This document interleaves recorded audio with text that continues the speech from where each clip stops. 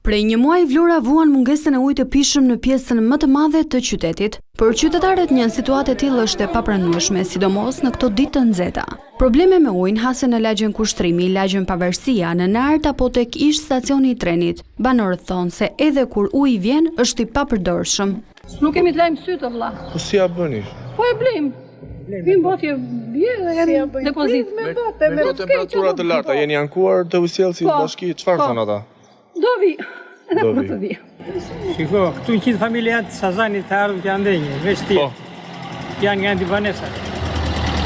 Janë të gjithë pa ujë. Keni vajtur si banor të bashkia? Të bashkia jo, po kemi vajtur në territori. Vemi sot na vinë nesër, pastaj s'vinë më. Ndërkohë më tha që ujin e blini me lek, me botë. E blejmë me bote. Po ju del të blesh ujin? Po desh ose ik në lagje. Një orë ndarke, një orë mëngjes. Tjetër pasaj.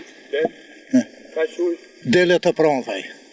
Ai nuk del të pastrosh shtëpinë, të lash, të lyesh vetë aty në shtëpi, jo për turistat që tani pa ujë, kemi që nga data 15 maj, deri sot kemi pa ujë, komplet fshati këtej mbrapa.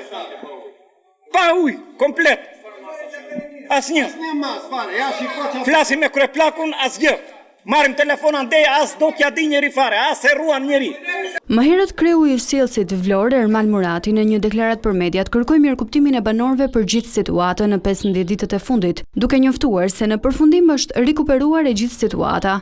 Ai shprehet se lagjet problematike si Kushtrimi, Pusmëzin, Lirim, Fshatinardh dhe zonat pjesërisht informale do të furnizohen normalisht me ujë. Sipas tij, problemi ka ardhur për shkak të rënies së presionit të ujit, shkaktuar nga një luhatje e tensionit të energjisë në pompa dhe mos funksionimit zinxhir më pas të linjës amortizuar të ujësjellësit aktual.